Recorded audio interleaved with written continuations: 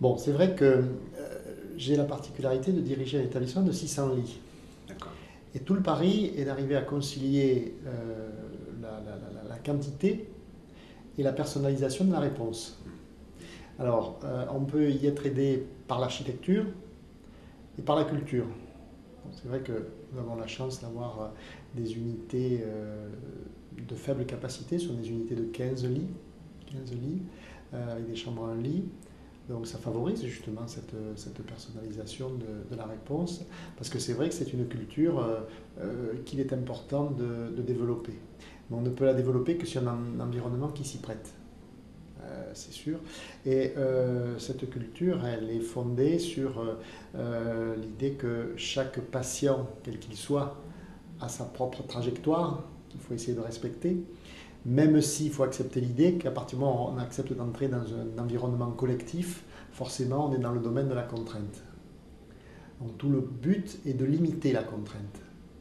Mais cette réflexion sur la contrainte, elle est à rapprocher aussi de notre civilisation. C'est vrai que l'expérience du Canada, de la maison Carpe Diem, est intéressante, mais elle n'a de sens que parce qu'elle se développe au Canada. On voit notamment dans le film de présentation de cette institution un patient Alzheimer au sommet d'un escalier de 20 marches.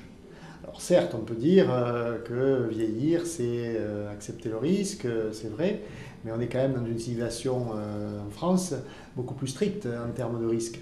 Alors il faut trouver le juste équilibre, parce que ça reste vrai que vivre, c'est prendre des risques, et que supprimer les risques, ben, c'est tuer quelqu'un, quoi. Donc il faut trouver un équilibre qui est complexe entre la nécessaire sécurité que les familles attendent de nous, et puis la reconnaissance d'une personnalité. C'est vrai que notre équilibre se situe probablement à un curseur moins satisfaisant de ce point de vue-là que dans les civilisations anglo-saxonnes, c'est vrai, où on accepte être beaucoup plus cette logique d'un risque. Mais plus globalement, quand même, il faut toujours être méfiant d'expérimentations qui interpellent par leur humanité. C'est toujours intéressant, ça nous interpelle forcément. Mais elles ne sont pas forcément reproductibles, parce qu'on n'a pas les moyens dans notre système, on ne les aura jamais, pour organiser des prises en charge en institution de personnes âgées dans des bâtiments de 10 personnes. C'est pas vrai, je veux dire, on restera dans l'exceptionnel. Donc au contraire, c'est tout le pari que de se dire, dans des structures qui sont quand même relativement importantes, comment on arrive à préserver cette reconnaissance de la personnalité, cette recherche d'humanité qui a été évoquée dans les journées. Le réseau de réseaux, ça me fait penser à ça tout de suite. Je veux dire, une grosse institution peut devenir un réseau de réseaux. Oui. Parce qu'au lieu d'avoir un problème pour tout le monde, on partage les problèmes. On partage peut-être même le temps. On décale le temps comme une espèce d'éventail. Oui. Et du coup, on n'est pas synchrone. Donc, on n'est plus à 600 lits, on est à 100 Exact. lits. Oui, complètement. Mais alors, évidemment, c'est un peu compliqué. Faut penser comme ça, faut s'organiser, faut que les gens acceptent de travailler dans ces conditions. Il y a un certain nombre de prérequis, mais ça s'appelle un projet, quoi. Je veux dire, Complètement. ouais. Complètement. Donc, comment vous faites concrètement, justement? Parce que... Alors, c'est vrai qu'on pourrait dire qu'on est des réducteurs de fractures. Il faut se dire que c'est déstabilisant d'arriver à une institution. Donc, il faut qu'on ait l'objectif aussi d'atténuer la rupture. Et pourquoi pas de faire en sorte qu'une fois le choc de l'admission passé, la personne retrouve un équilibre qui sera peut-être meilleur que celui qu'elle vivait avant. Parce que moi, je suis toujours frappé par certains raisonnements qui consistent à dire le maintien à domicile, c'est beaucoup mieux que l'institution. C'est vrai dans 95% des cas parce que c'est un choix, mais il est des situations où le maintien à domicile est un facteur d'isolement social. Alors qu'en sens inverse, l'établissement apporte une dimension collective qui va favoriser le lien social.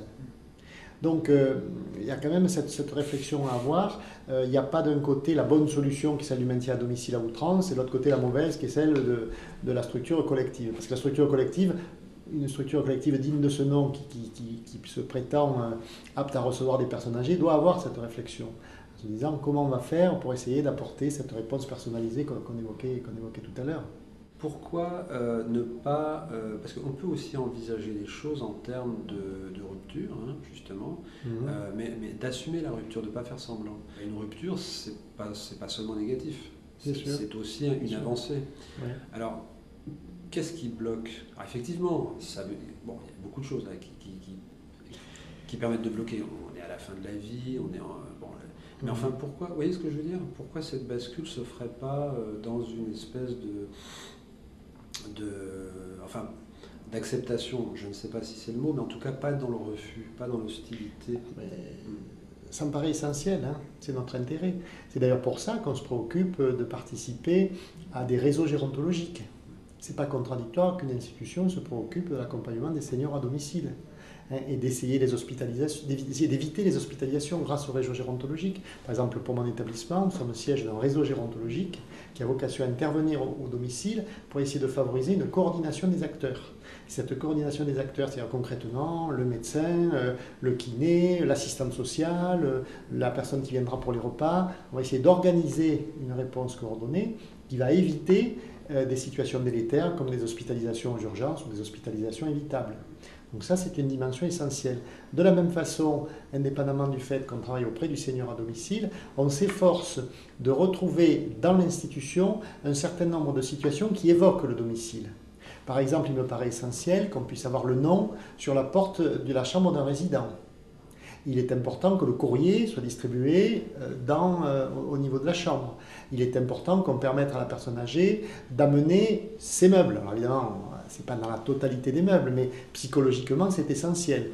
Nous avons posé une règle à laquelle je tiens beaucoup dans mon établissement, qui consiste à dire que lorsqu'il y a un départ d'une personne âgée, nous refaisons systématiquement la chambre pour permettre au personnel de faire le deuil et pour montrer qu'on repart sur de nouvelles bases. Parce qu'après tout, si on réfléchit, quand on s'installe, nous, dans un appartement, notre premier souci, en général, c'est la propreté des locaux qu'on va occuper. Et même s'ils sont propres, on a envie d'avoir notre propre personnalité en termes de décoration. Donc, on s'efforce de réfléchir à toutes les situations qui permettent d'assimiler la chambre, le nouveau cadre de vie à un domicile. Sans tromper les gens, bien sûr qu'ils sont plus à leur domicile, on ne va pas raconter d'histoire, mais on peut penser quand même qu'il y a des solutions d'atténuation de la rupture en essayant de retrouver dans ce nouveau logement un certain nombre d'éléments du domicile. Et il est essentiel de ce point de vue-là d'avoir des liens avec la famille. Ça, c'est fondamental, parce que c'est vrai que malheureusement, hein, le terme a été souvent utilisé, on n'est pas dans un monde de bisounours. Il y a aussi, c'est aussi une réalité, des personnes âgées qui sont complètement seules, que les familles mettent en maison de retraite et qui ne reviennent plus. Donc, c'est sûr qu'on essaie d'éviter ça, on essaie d'avoir un lien fort. Bon, la quasi-totalité, c'est le cas, hein, on a vraiment des liens avec les familles, et c'est clair que le lien avec les familles favorise l'acceptation de l'institution et ce rapprochement d'une certaine façon avec la logique du domicile. Donc ça, c'est extrêmement important, tout comme il est essentiel d'avoir un projet de vie qui va s'adapter de manière aussi étroite que possible aux souhaits de la personne pour qu'elle puisse retrouver un certain nombre de situations auxquelles elle était habituée à son domicile. Que ce soit les goûts, que ce soit les talents qu'elle peut avoir. Voilà, essayons d'organiser une vie et des activités en rapport avec le souhait de la personne. C'est ce qu'on appelle le projet de vie. Ça se développe de plus en plus dans les institutions gériatriques et c'est fondamental. Parce que la clé du succès, c'est la volonté qu'on doit avoir, la culture de la réponse personnalisée. C'est vrai de la maladie d'Alzheimer, mais c'est vrai de toutes les personnes âgées qui se retrouvent en institution. Parce que de toute façon, maintenant, il faut quand même savoir que la moyenne d'âge d'entrée en institution, c'est 85 ans. À la limite, les plus jeunes sont plutôt les patients atteints de la maladie d'Alzheimer, qui peuvent arriver à l'institution un peu plus tôt. Et tous, plus ou moins, ont une dépendance. Même si on ne parle pas de maladie d'Alzheimer, il y a quand même souvent des troubles cognitifs à hauteur de 60% de la population. Donc il y a de plus en plus de dépendance. Donc, ce qui est souvent vrai de la maladie d'Alzheimer, l'est aussi souvent de personnes qui n'en sont pas atteintes, mais qui relèvent quand même une certaine forme de dépendance. Je pense à cette question du talent des gens. Est-ce que par exemple la cuisine, parce que souvent c'est quand même quelque chose... c'est quoi? Comment se révèlent les talents des malades et qu'est-ce qui fait que du coup ils peuvent être... j'aime bien cette idée d'intégrer, hein, parce que... C'est complètement fondamental ça. Essayer de connaître un peu les talents, les envies des personnes. Et ça s'exploite au niveau des stratégies d'animation. C'est très important. On a deux ennemis dans une maison de retraite, c'est l'ennui et l'isolement. Et donc l'animation, c'est central. C'est au sens étymologique du terme, l'animation, c'est un souffle de vie. Donc il faut qu'on ait des stratégies diversifiées d'animation Et alors, on y arrive grâce d'une part au personnel, il y a une équipe d'animation, et aussi grâce à beaucoup de bénévoles. On ne le dit jamais assez, mais nous avons énormément de bénévoles qui sont prêts à nous apporter leurs compétences. Et on est surpris de voir la diversité des solutions qu'on peut mettre en œuvre. Par exemple, récemment, nous avons eu l'occasion dans mon établissement d'installer un ordinateur avec webcam pour permettre aux personnes âgées qui le souhaitent de discuter visuellement avec leur famille.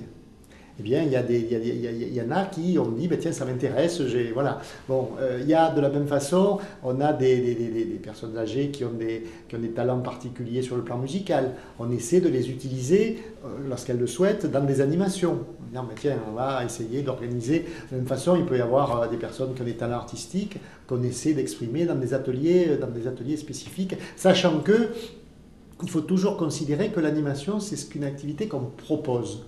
Il ne faut pas partir de l'idée qu'on sait que c'est bien pour la personne âgée, donc il faut qu'elle y aille. Une animation imposée, c'est une animation qui a échoué. Je crois qu'il faut véritablement avoir cette... Mais cette animation aura d'autant plus de chances de réussir, un, qu'elle est proposée, et deux, qu'elle s'adapte aux talents et aux envies des personnes âgées. Et c'est par le biais de l'animation qu'on arrive à construire un certain nombre de réponses utilisant tous les talents et les capacités des personnes âgées. Et donc ça favorise l'intégration dans un établissement, dans une institution comme la nôtre. Au moment de l'admission, il y a le principe de l'élaboration d'un projet de vie. Et ce projet de vie suppose une rencontre avec les animateurs, avec les cadres, avec le personnel, pour connaître leur histoire, pour connaître leur goût, pour connaître leur envie. Et c'est à partir de ça qu'on va s'efforcer d'adapter les activités qui leur seront proposées. Le point de départ, c'est la rencontre avec l'équipe pour connaître le profil de la personne qui arrive. Et ça, c'est aussi un facteur sécurisant. On s'efforce d'entourer ces moments-là. Par exemple, il y a en général un accueil par les autres résidents du nouvel arrivant. Voilà, il y a un certain nombre de petits moments comme ça.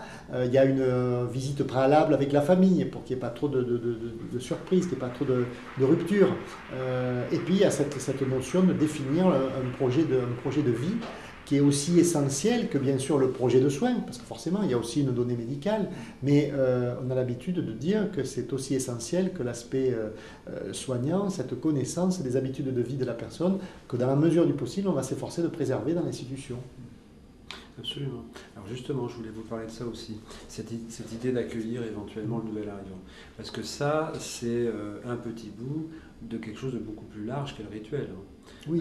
On accueille, et puis on va peut-être même se séparer à un moment donné. Bon. Oui. Comment ça se passe? Il y a différentes choses qui sont comme ça ritualisées. Je dis ritualisées parce que je veux dire par là que c'est des choses profondes. C'est des choses assez fondamentales. Et qui d'ailleurs font partie de l'intégration, c'est-à-dire que ces gens ont pu ne pas être accueillis depuis très longtemps, totalement abandonnés depuis très longtemps. Donc voilà, ça les remet dans un monde normal, quoi. Bon, mais accueillir c'est très bien, mais est-ce qu'il y a comme ça d'autres choses Alors, nous avons eu la particularité de pouvoir organiser une belle expérience sur le livret de la vie sociale. C'est-à-dire qu'il y a des chartes qui existent, qui sont des chartes intéressantes, puisqu'elles recensent les droits reconnus à la personne âgée. Mais c'est toujours intéressant de se poser la question de savoir qu'est-ce qui peut être fait pour assurer la reconnaissance effective de ces droits. Et on a organisé déjà depuis quelques années des rencontres entre les personnels, les bénévoles, les familles et les résidents qui le souhaitaient, pour avoir une réflexion très concrète sur chacun de ces droits. C'est-à-dire qu'on a fait un petit livret qui reprend chacun des 9 droits reconnus dans la charte que tout le monde connaît sur les droits de la personne âgée. Et pour chacun de ces droits, on les a déclinés. Par exemple, qu'est-ce que ça veut dire le droit à la responsabilité? On a dit, ben tiens, une personne a dit, ben moi ça veut dire que je veux avoir la garantie de participer aux élections. Je veux pouvoir participer, s'il y a une instance, au conseil de la vie sociale. Je veux aussi qu'on me fiche la paix le jour d'anniversaire du décès de mon époux, enfin, etc., etc. On peut imaginer toutes sortes de réflexions, mais qui sont des réflexions concrètes. Et on les a listées en exemple. Et ce qui est eu d'intéressant, c'est qu'ensuite, une fois qu'on a élaboré ce livret, il y a eu une proposition que j'ai trouvée intéressante de mettre en scénette la reconnaissance de ces droits. Et alors on est parti d'une petite scénette amusante qu'on a diffusée un peu dans la région. Les personnes âgées étaient toutes contentes d'aller participer parce que c'est eux les acteurs avec les personnels. Et donc l'idée c'est d'opposer un établissement qui ne joue pas le jeu et un établissement qui joue le jeu. Alors le petit film, il y a la maison du pipeau qui évidemment ne respecte rien du tout et la maison il y a de la joie qui évidemment respecte tous les droits. Et alors on prend des scènes données et on essaie d'illustrer ce que ça veut dire concrètement la reconnaissance de ces droits. Et ça c'est très important de travailler là-dessus parce que ça oblige aussi les personnels à avoir des repères. Parce que c'est complexe quand même, hein. Il peut y avoir... c'est difficile toujours d'être au maximum de sa disponibilité intellectuelle et affective vis-à-vis des gens avec qui on travaille. On peut avoir des trajectoires personnelles un peu complexes qui font que parfois c'est difficile. Donc c'est important de donner des repères. Hein, et que par rapport à ça, on ait la modestie de reconnaître qu'on n'est pas toujours à 100% par rapport à ça, mais qu'on est dans cette trajectoire-là, que l'établissement et la communauté de son personnel acceptent de se reconnaître dans ces valeurs-là en disant voilà ce vers quoi il faut tendre, ayons le souci, y compris dans les détails, parce que c'est souvent les détails qui déterminent la qualité de la vie. Mais alors quand même 600, ça me paraît énorme. Alors, il faut dire que c'est exceptionnel. En France, il y a peut-être 10 établissements comme celui-là, il n'y en a pas beaucoup. Puisqu'on est exclusivement gériatrique, on n'a pas de maternité, évidemment. On est un hôpital, à la fois un hôpital et une maison de retraite. Un hôpital qui fait à peu près 300 lits et une maison de retraite qui fait 300 lits. D'accord. Voilà, 300 lits et places. On a aussi des services d'hospitalisation à domicile et des services de soins à domicile. Et ce qui est intéressant, c'est que nous nous préoccupons du maintien à domicile. À la fois à travers le réseau, mais aussi à travers tout un programme centré sur la prévention du mauvais vieillissement. Le mauvais vieillissement n'est pas une fatalité. Si on se mobilise, si notre société se bouge, on pourra arriver à modifier les choses. Il n'y a pas de fatalité. Par exemple, on est surpris de voir l'intérêt d'une activité physique. Moi, j'ai eu la surprise d'écouter des scientifiques expliquer que favoriser l'activité physique d'une personne âgée, c'est préserver ses capacités cognitives. Et on revient au sujet de la maladie d'Alzheimer. C'est assez surprenant, mais on pense qu'on peut retarder, probablement pas éviter la maladie, c'est pas vrai, on peut probablement retarder l'apparition d'un certain nombre de symptômes parce qu'il y a une activité physique soutenue. C'est assez surprenant que de voir ce lien entre le maintien d'une activité physique et la préservation des activités cognitives. Donc ça, c'est un bon exemple qui montre qu'on a beaucoup à faire. Alors nous, qu'est-ce qu'on fait concrètement? Par exemple, de ce point de vue-là, nous organisons des ateliers d'activité physique qu'on propose aux seniors qui vivent à domicile. Et comme ça a un intérêt aussi pour les résidents, on organise aussi des ateliers d'activité physique pour nos propres résidents. Voilà. Donc ça, c'est un exemple. De la même façon, on organise chaque année une journée sur la prévention de la chute. On ne sait pas qu'il y a 12 000 décès en France chez les personnes âgées induits par des chutes. De la même façon, on organise chaque année une journée de la sécurité routière. Parce que permettre à une personne âgée, ou à un senior plutôt, puisque la cible c'est 65-80, permettre à un senior de continuer à conduire, c'est lui permettre de conserver le lien social. Et conserver le lien social, c'est préserver l'apparition de la dépendance. Tout se tient en fait. Hein. Donc on organise une journée avec simulateur de conduite, avec information sur les panneaux qui ont changé depuis le moment ancestral où ils ont passé leur permis. Enfin voilà. Bon, ça c'est des moments de rencontre qui sont importants. Et on essaie en plus de faire en sorte que ces moments soient des moments intergénérationnels. On travaille avec l'école du coin pour favoriser des rencontres parce que c'est aussi un élément de vie. Moi j'ai à cœur toujours de dire qu'une institution c'est une structure de vie. Et donc, il faut qu'elle s'exprime, il faut qu'elle soit ouverte sur la cité, à la fois en étant préoccupée de la qualité de la vie en institution, mais aussi en ayant une responsabilité, compte tenu de notre taille, sur la logique du maintien à domicile dans de bonnes qualités. Nous proposons des consultations d'évaluation gériatrique aussi dans cette logique-là, pour que les seniors puissent avoir une identification claire de leur incapacité potentielle et future pour pouvoir mieux les prévenir et continuer à vivre dans de bonnes conditions. Encore une fois, il n'y a pas de fatalité dans ce domaine-là. En tout cas, beaucoup de situations ne sont pas une fatalité. Et si on se mobilise, on peut arriver à un résultat satisfaisant. Alors, qu'est-ce qui ne marche pas? C'est le fait que, comme beaucoup, nous nous heurtons à des problèmes de démographie paramédicale. C'est compliqué de trouver des infirmières qui ont envie de travailler auprès de personnes âgées. Alors, on a pris des mesures et j'ai envie de dire on a réussi à régler 90% du problème. On s'est mobilisé pour ce sujet-là. Mais nous avons intérêt à travailler sur l'attractivité de la fonction soignante auprès de la personne âgée.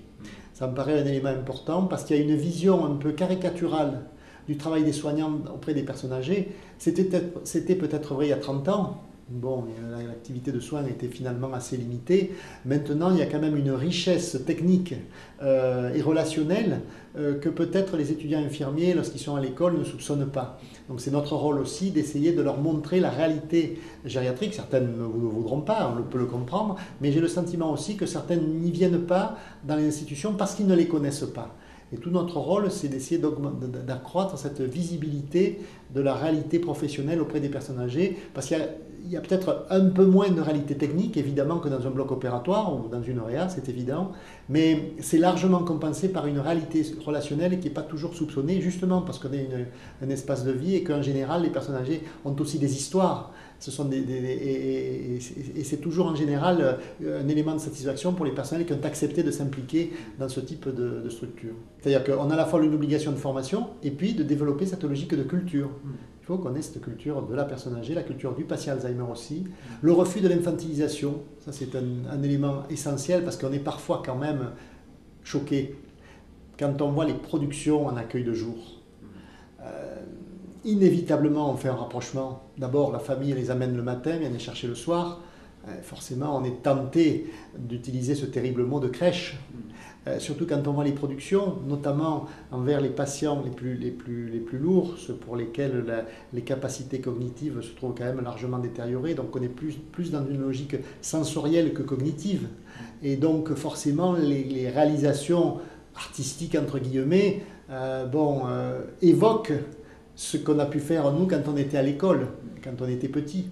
Donc c'est très important là de professionnaliser la relation, de se dire toujours on a en face de nous des adultes, dans la plénitude de la reconnaissance à laquelle ils ont droit malgré leur maladie.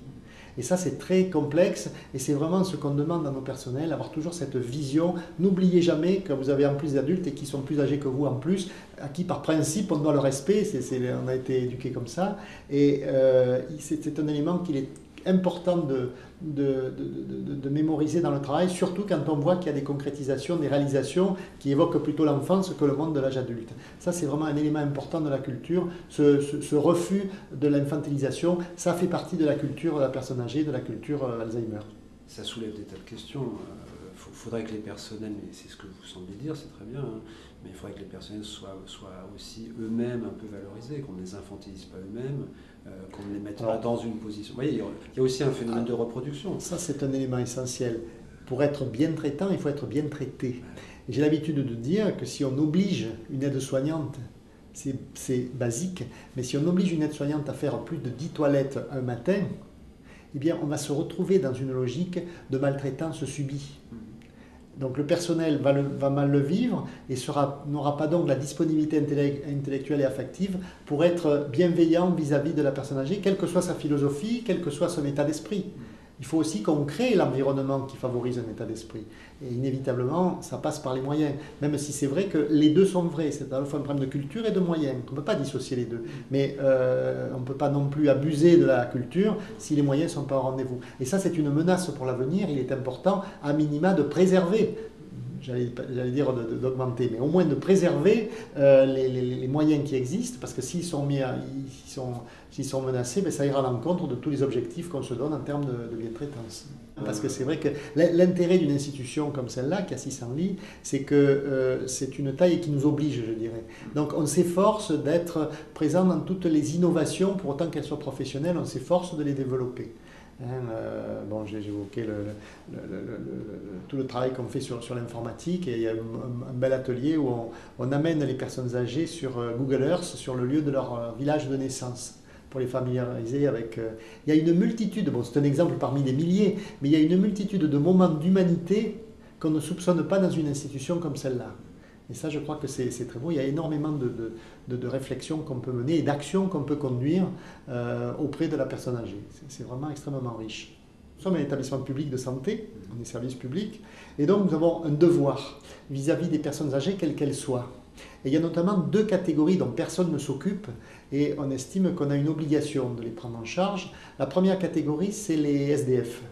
Moi, je suis très surpris de voir le pourcentage de personnes âgées, voire très âgées, qui fréquentent les accueils d'urgence. ces structures qui ouvrent le soir à 16 h et qui referment le matin à 9 h, il y a des personnes âgées. Donc on s'est dit on pourrait organiser des consultations d'évaluation gériatrique, des consultations gériatriques pour essayer d'accompagner ces personnes dans la mesure du possible. Donc on propose à nos médecins d'aller dans les centres d'accueil d'urgence pour prendre en charge autant que faire se peut ces personnes. Et puis il y a un deuxième projet aussi important qui concerne les consultations des vieux migrants. Parce qu'il y en a énormément, des personnes qui ne reviennent plus dans leur pays alors même qu'elles sont retraitées, c'est assez curieux, hein, et qui finalement considèrent qu'ils sont encore dans les deux pays, quoi, hein, et qui ont peut-être parfois le sentiment de n'appartenir ni à l'un ni à l'autre. Et on a estimé qu'il était important qu'on apporte une réponse avec des interprètes pour assurer là encore un accompagnement médicalisé de ces personnes qui de toute façon, par culture, ne veulent pas de l'institution. Donc on va essayer de les traquer au bon sens du terme à domicile pour leur proposer un accompagnement, sachant que souvent nous travaillons avec les foyers Sonacotra et maintenant les foyers Adoma, où on s'efforce d'apporter une réponse d'accompagnement sur le plan médical. On voit bien la diversité des thématiques que l'on peut imaginer, que ce soit en institution ou auprès des personnes âgées qui vivent à domicile.